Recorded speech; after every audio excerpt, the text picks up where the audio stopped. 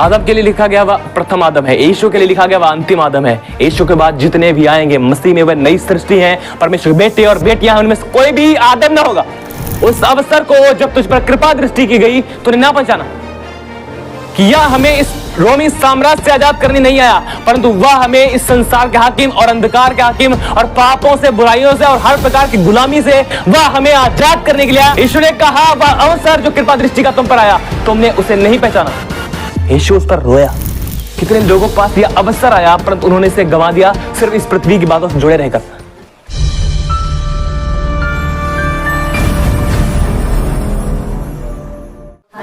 Hallelujah. मैं नहीं जानता आप में से कितनों को यीशु की जरूरत है, पर यीशु आपसे कहना चाहता मुझे आपकी जरूरत है। हो सना कह रहे थे, ठीक था। और प्रभु यीशु मसीह ने कहा बहुत अच्छी बात है। प्रभु यीशु मसीह ने कहा कि मैं आपको सिर्फ और इस रोमी साम्राज्य से आजाद कराने नहीं आया, बल्कि मैं शैतान और उसकी सारी ताकतों से तुम्हें आजाद कराने आया हूं और मैं परमेश्वर के साथ तुम्हें जोड़ने आया हूं। Hallelujah, hallelujah. प्रभु यीशु मसीह ने अपने चेलों को इसीलिए भेजा जाएं और हर प्रकार की पृथ्वी की बातों से हमें आजाद करे। उसके सेवक, हालांकि हमें सुसमाचार सेवकों के द्वारा दिया गया और परमेश्वर का आत्मा उनमें होकर काम करता है, ये काम परमेश्वर का है। पर जिस प्रकार प्रभु यीशु मसीह ने अपने चेलों को भेजा था, जाओ और इस गधे को खोलकर मेरे पास ले आओ, मुझे उसकी जरूरत है। 1 कुरिन्थियों 1:27 देखिए यहां पर क्या लिखा है।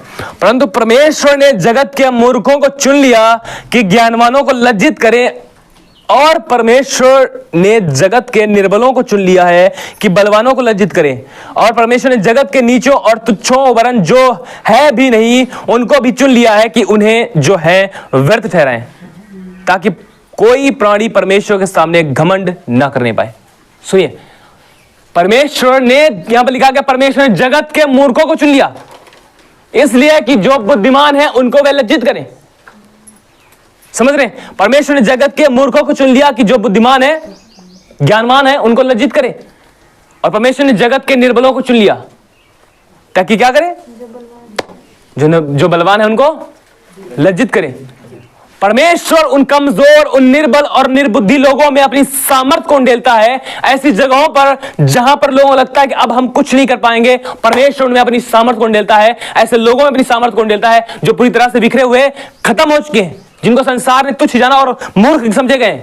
परमेश्वर उनमें अपनी सामर्थ को उंडेलकर उन्हें बुद्धिमान बनाता है और बुद्धिमानी चलना सिखाता है। और निर्बल, कमजोर हैं, उनके अंदर एक ऐसा बल देता है जो शायद संसार के बड़े से बड़े ताकतवर व्यक्ति के अंदर नहीं, शायद क्या है ही नहीं।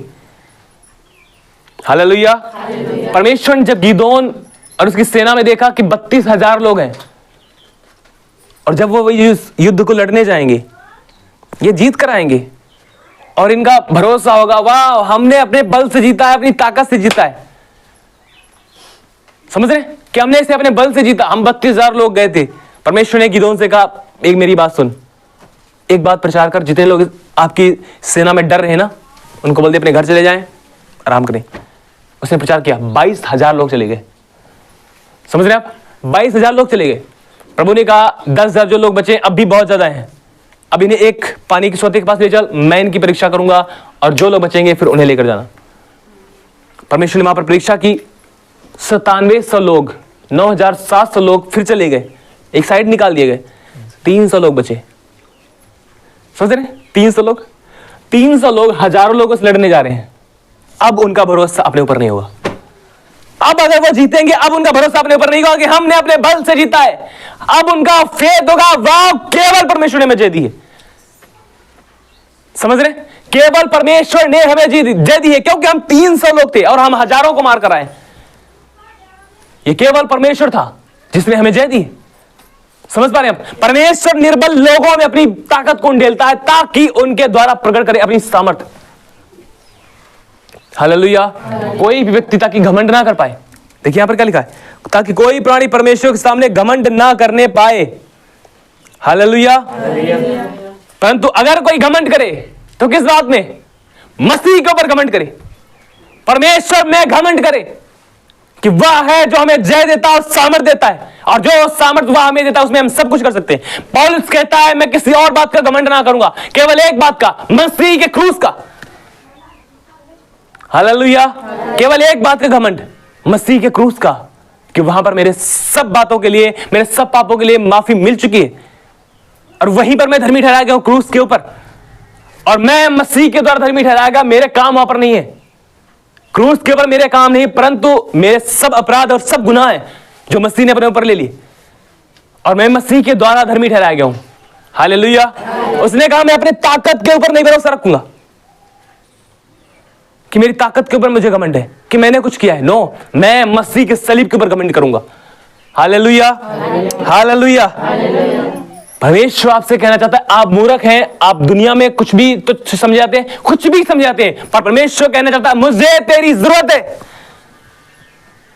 जिस गधे को संसार ने नकार दिया, यीशु ने उसे स्वीकारा, मैं इस पर सवार होऊंगा और मैं जाऊंगा। परमेश्वर को बहुत अच्छा लगता है कि कमजोर लोगों में वो अपनी सामर्थ्य उंडेले और दिखा पाए अपनी ताकत। Hallelujah, hallelujah. अगर गिदोन 32,000 लोगों को लड़ने आता, 32,000 के लोगों के अंदर एक प्राइड होता, हमने अपने बल से इसे जीता है। क्यों? हम 32,000 लोग लड़ने गए थे, हमने अपने बल से जीता इसे। परमेश्वर ने कहा नो नो नो नो, मैं दिखाना चाहता हूं कि मेरी सामर्थ्य वास्तव में क्या है, वह निर्बलता में काम करती है। हालेलुया। यीशु ने नम्र, दीन, जो तुच्छ गिने गए हैं, जो लोग कुछ भी नहीं समझे गए हैं, जो बिल्कुल है ही नहीं, यहां पर लिखा गया है, उनको बुलाया है, उनको चुना है। उसने कहा कि मुझे इनकी जरूरत है क्योंकि मैं इनमें अपनी सामर्थ्य प्रयोग करूंगा। और आपको पता है, जब गधा प्रभु यीशु के पास आया और प्रभु यीशु मसीह इस गधे के ऊपर सवार हुए, उसका वो एक बहुत बड़ा आदर मिला था गधे को। समझ रहे? अपनी लाइफ में पहली बार एक ऐसी जगह पर चल रहा था जहां पर बहुत अच्छे कपड़े बिछे थे, डालियां थी, और उसके लिए एक भजन सा था जो उसके लिए गाया जा रहा था। उसे लग रहा था वाह कितना अद्भुत है ये, मुझे कितना आदर मिल रहा है। हालेलुया। गधों को, मूर्खों को, जो तुच्छ हैं, जो निर्बल समझे गए, परमेश्वर ने बुलाया है, मसीह यीशु ने बुलाया है, ताकि वह पिता के द्वारा उस आदर में से पाए जो परमेश्वर ने हर एक व्यक्ति के लिए मसीह में ठहराया है।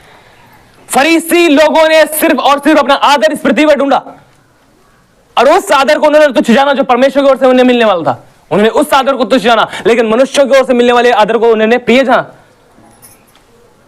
पर यीशु ऐसे तुच्छ और निर्बल लोगों को चुनता है और बुलाता है, जिनको संसार तुच्छ जानता, जिनको संसार आदर नहीं देता, उनको उसने बुलाया ताकि वे मसीह में पिता के द्वारा आदर प्राप्त करें।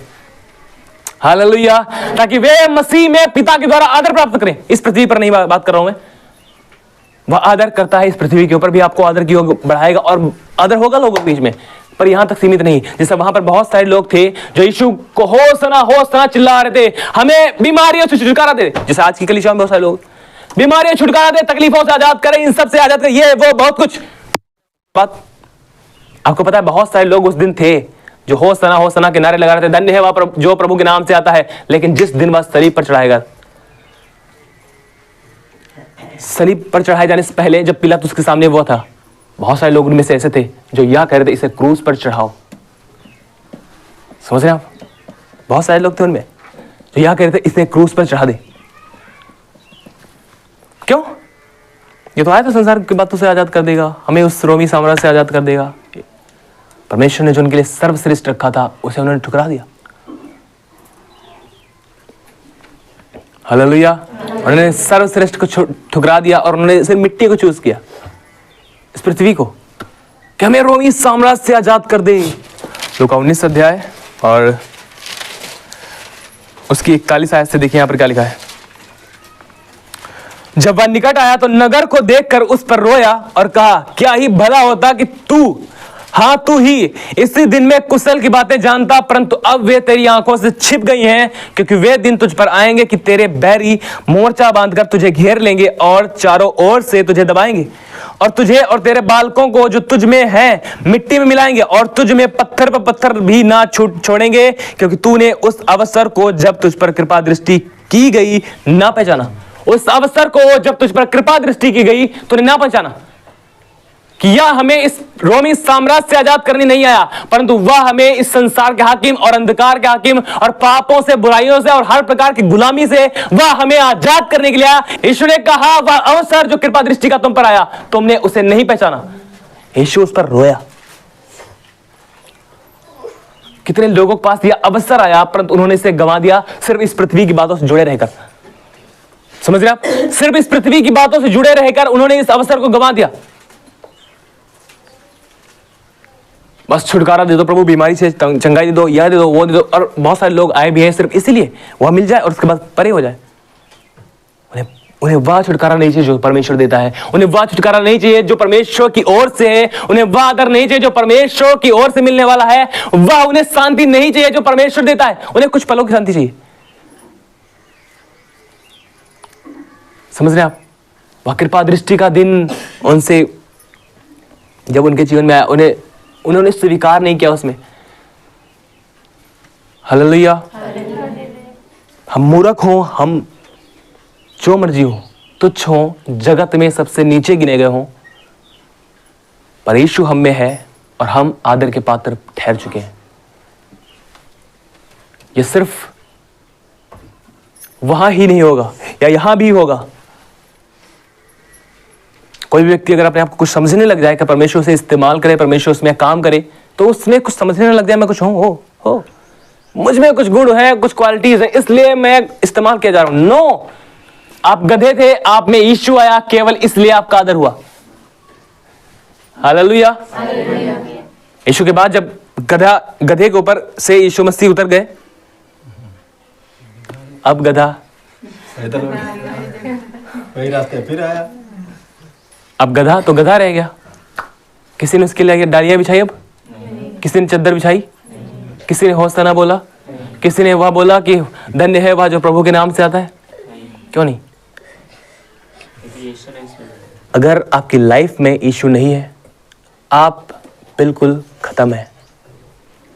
आप यीशु के साथ सब कुछ हैं, पर यीशु के बिना कुछ नहीं है। हालेलुया।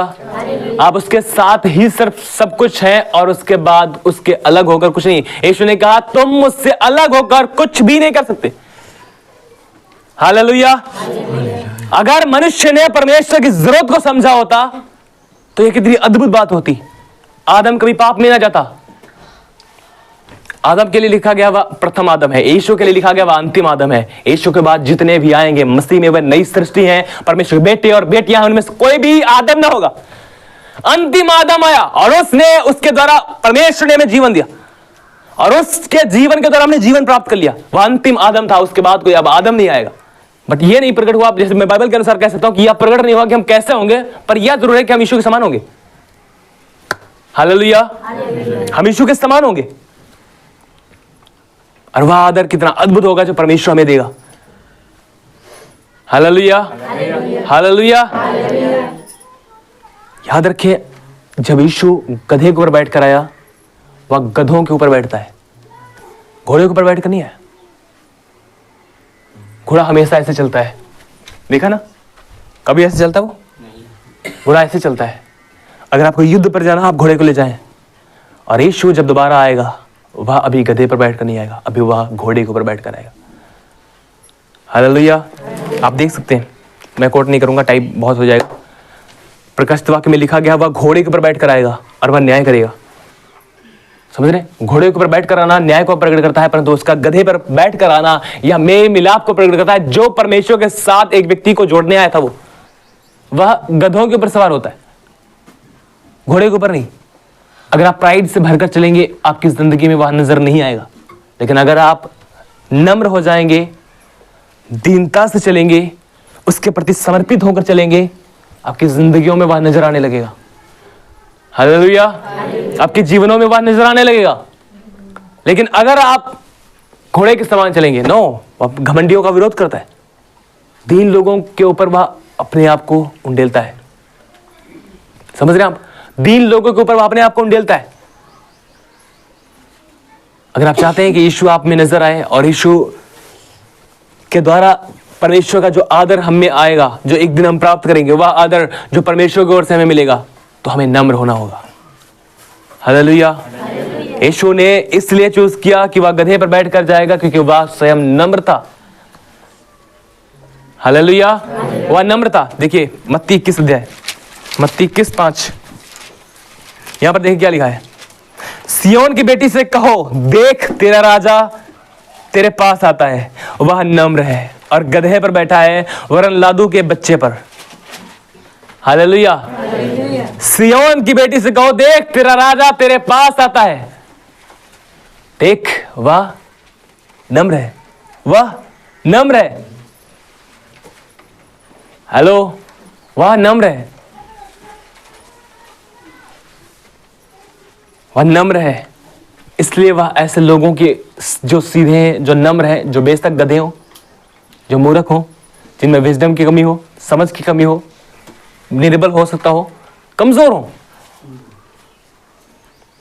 यीशु कहना चाहता है आज आपसे, मुझे आपकी जरूरत है और मैं आपके ऊपर, आपके जीवन में मैं आना चाहता हूं और मैं सवार होना चाहता हूं और मैं आपके अंदर अपनी सामर्थ को प्रकट करना चाहता हूं और वह आदर जो परमेश्वर की ओर से मिलने वाला मैं आपको देना चाहता हूं।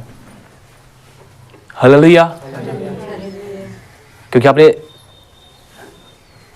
सुना, एक बड़े घर में बहुत से पात्र होते हैं, कुछ आदर के पात्र, कुछ अनादर के पात्र।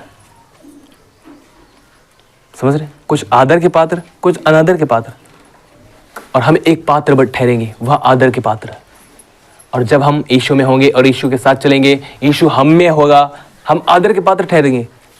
वह गधा तभी आदर के योग्य ठहर पाया जब यीशु उसके ऊपर था, उसके बाद नहीं। मनुष्य अगर परमेश्वर की जरूरत को समझता तो कितनी अद्भुत बात होती, लेकिन परमेश्वर आज भी एक व्यक्ति की जरूरत को समझता है। वह इसलिए नहीं आया कि वह हमें हमारे ऊपर दंड की आज्ञा दे। यीशु ने यह कहा, मैं मेल मिलाप कराने नहीं परंतु तलवार चलवाने आया हूं। भैया अभी तो आपने सिखाया मेल मिलाप कराने आया, अभी क्या बता रहे हो? हाँ, आपके उन बंधनों पर जो इस पृथ्वी से जुड़े हैं उन पर तलवार चलाने आया और वो आपको परमेश्वर के साथ जोड़ने आया। समझ रहे? वो जगह जहां पर आप इस पृथ्वी से जुड़े, उन सब जगहों पर वह तलवार चलाने के लिए आया। हर एक ऐसे संबंध के ऊपर वह तलवार चलाने के लिए आया जो परमेश्वर से अधिक आप प्रिय जानते हैं। हर एक उस संबंध के ऊपर वह तलवार चलाने के लिए आया जो परमेश्वर से भी अधिक आपको प्रिय है, और वह उन सब जगहों पर तलवार चलाए ताकि उन सबको खत्म करे और आपको परमेश्वर के साथ जोड़ दे। हालेलुया। उसका गधे के ऊपर बैठ कर आना यह प्रकट करता है कि वह हमारा मेल मिलाप करवाने परमेश्वर के साथ आया। लेकिन एक बात याद रखें हमेशा, हम यीशु के साथ ही सब कुछ है, उसके बाद नहीं। समझ रहे? यीशु के साथ ही सब कुछ है, उसके बाद नहीं। अगर हम उससे बाहर होकर चले जाएंगे, हम किसी भी रीति से आदर नहीं प्राप्त कर पाएंगे। इस पृथ्वी की बात नहीं कर रहा मैं, परमेश्वर की ओर से मिलने वाला आदर सर्वश्रेष्ठ आदर है। आपको पता है इस पृथ्वी का जो भी आदर आपको मिलता है वह आदर झूठा होता है। बहुत कम लोगों को आपने देखा होगा कि वो सच में आदर करते हैं उनका, लेकिन बहुत अधिक लोग हैं जो आदर नहीं, पाखंड करते हैं। समझ रहे? उनका आदर आपके उनके मुंह से प्रकट होगा, बस इनसाइड कुछ और ही है भैया। समझ रहे ना? हृदय में कुछ और है, मुंह पर कुछ और है। परमेश्वर जो हमें आदर देता है वह सर्वश्रेष्ठ आदर है। सोचो उस दिन कितना अद्भुत बात होगी जब हम परमेश्वर के द्वारा आदर प्राप्त करेंगे। हाँ, सारी दुनिया के आगे वह हमें स्वीकार करेंगे, yes he is my son and daughters. Wow, कितना अद्भुत होगा। मेरे पिता के धनी लोग। वाओ, कल्पना कर पाए आप इसकी? अगर आप जाएंगे यीशु के पास और उसके चरणों में गिर पड़ेंगे और वह उठा लेगा आपको। नो नो नो, यहां आपकी जगह नहीं है। जैसे मैंने जय पाई है, आपने जय पाई है, अब आपका साथ मेरे सिंहासन होगा, आप मेरे साथ बिठाए जाएंगे। वह नीचे नहीं रखेगा। यीशु ने क्या कहा? मैं तुम्हें अब दास ना कहूंगा, मित्र कहूंगा। ओहो, समझे? मित्र होंगे। उस दिन जो आदर है वो इस पृथ्वी की ओर से मिलने वाला सब प्रकार की, अरे ये सब धूल मिट्टी भी नहीं है उसके आगे। समझ रहे ना? जो आदर वहां मिलेगा परमेश्वर हमें स्वीकार करे, यस यह मेरा बेटा है, यह मेरी बेटी है, I know this life because this is my life. समझ रहे, मैं जानता हूं इसे क्योंकि मैं इसकी जिंदगी में हमेशा रहा और इसने मेरी मर्जी में होकर जीवन जिया। हालेलुया। समझ रहे आप, यीशु उस न्याय के दिन कुछ और नहीं देखेगा, केवल एक चीज, आपका जीवन क्या था। कोई काम नहीं होंगे, काम है बट कोई आपके यह काम नहीं कि आपने कितनी सेवकाई की, कितनी मिनिस्ट्री की, कितना कुछ किया, ये वो बहुत कुछ कर दिया और हम प्रभु ठीक है। आपकी सेवकाई आपको खुदा के पास नहीं पहुंचाती, यीशु आपको परमेश्वर के पास पहुंचाता है। समझ रहे, आपकी सेवकाई आपको परमेश्वर के पास नहीं पहुंचाती, आपका परिश्रम, आपकी मेहनत, आपका बल यह आपको परमेश्वर के पास नहीं पहुंचाता, आपको केवल और केवल यीशु परमेश्वर के पास पहुंचाता है। अगर आप उससे अलग हो गए, आप जीवन से परमेश्वर से अलग हो गए, हालेलुया हालेलुया, उस आदर की ओर बढ़े जो मसीह में हमारे लिए ठहराया गया परमेश्वर के द्वारा। हालेलुया। इस पृथ्वी तक वो आदर नहीं है। हालेलुया। एक बहुत अद्भुत बात है कि वह मेल मिलाप कराने आया था, पर अब वो पता किस लिए आ रहा है? तलवार चलाने आया था, अभी भी आया था तलवार चलाने की। मैंने बता दिया, अभी भी तलवार चलाने के लिए आया था। वो संबंध जो इस पृथ्वी से जुड़े हैं उनको वह काटने आया ताकि वह आपको परमेश्वर के साथ जोड़ दे।